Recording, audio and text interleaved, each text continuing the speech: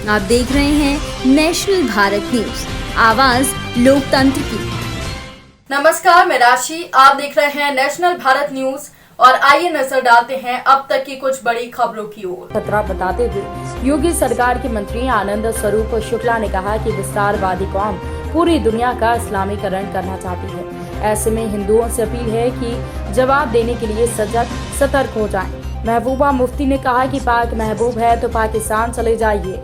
मंत्री आनंद स्वरूप शुक्ला ने कहा कि भय, लालच, भ्रम दिखाकर धर्मांतरण कराना अवैध, असंवैधानिक है। इसके खिलाफ योगी सरकार और एटीएस कड़ी कार्रवाई करेगी। मदरसों और स्वयंसेवी संगठनों के जरिए देश के खिलाफ बड़ा षड्यंत्र किया जा रहा है। ऐसा पहली बार नहीं है कि 7वीं शताब्दी से चल रहा है। केरल में कई युवक युवतियों का ब्रेन वॉश किया गया, उनमें से कई अफगानिस्तान की जेलों में बंद हैं।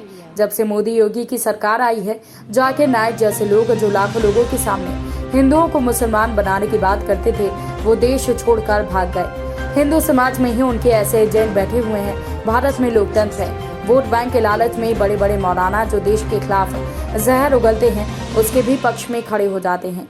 पूरे हिंदू समाज में आवश्यकता है कि ऐसे लोगों का बहिष्कार किया जाए। पूरा विपक्ष, चाहे कांग्रेस हो या सपा, ये सभी मुस्लिम परस्त हैं। मुस्लिम परिस्थिति में मुस्लिमों का वोट लेने के लिए ये पाकिस्तान की सराहना और पाकिस्तान जाकर हिंदुस्तान मुर्दाबाद भी करते हैं। 2012 में अखिलेश यादव ने यूपी की जेलों में बंद आतंकवादियों को बाहर निकालने के लिए विधेयक लाना चाहा, पर बीजेपी के विरुद्ध और न्यायालय में जाने से उस पर रोक लगी। ये पूरी तरह से इस्लामी आतंकवादियों के सहयोग के रूप में काम करते हैं। वहीं उन्होंने कहा कि पीडीपी नेता को पाकिस्तान चले जाना चाहिए। महबूबा मुफ्ती को अगर पाकिस्तान से महबूब हो गया तो पाकिस्तान चले जाएं। भारत की एकता अखंडता में कश्मीर पूरा हमारा है। सरकार कश्मीर के मुद्दे पर किसी दूसरे पक्ष से बात नहीं करेगी। जिस प्रकार धर्मांतरण मानसिकता है, वैसे ही महबूबा मुफ्ती जैसे लोग हिंदुस्तान, हिंदू संस्कृति और हिंदू बर्दाश्त नहीं होता। यही चाहते हैं कि इस्लाम का राज कायम हो और इस्लामिक देश बने, इसलिए इनके दिल में पाकिस्तान बसता है। जिस तरीके से प्लानिंग के तहत ब्रेन वॉश किया जा रहा था, क्या कहना है इस पूरे मसले पर आपका? भय, लालच अथवा भ्रम दिखा करके धर्मांतरण करना पूरी तरीके से अवैध है, असंवैधानिक है और इसके विरुद्ध उत्तर प्रदेश की सरकार ने और हमारी एटीएस ने कड़ी कार्रवाई भी उसमें की है। इसमें जो मदरसे चलते हैं और जो भी इस प्रकार के तथा कथित स्वयंसेवी संगठनों के द्वारा स्थान चलाए जाते हैं, उनका भी सहारा ले करके और जैसी बातें आई हैं प्रकाश में, ये एक बहुत बड़ा षड्यंत्र पूरी दुनिया में चलता है। याद से नहीं, ये 7वीं शताब्दी से ही चल रहा है। एक ऐसा विचार जिसने पूरी दुनिया को अशांत किया हुआ है और उस पर ये आज की नई बात नहीं है।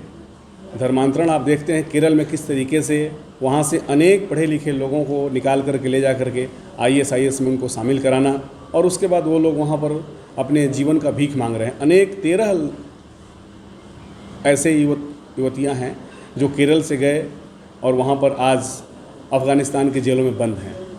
तो एक यह बहुत बड़ा षड्यंत्र है। जब से मोदी जी की सरकार आई है, जाकिर नाइक जैसे लोग जो लाखों लोगों की तकरीर में सीधे हिंदू से मुसलमान बनाते थे, वह देश से भगा और जो भी इस प्रकार के NGO चलते थे जहाँ से विदेशी फंडिंग होती थी, उस पर पूरी तरीके से रोक लगाने का सरकार काम किया।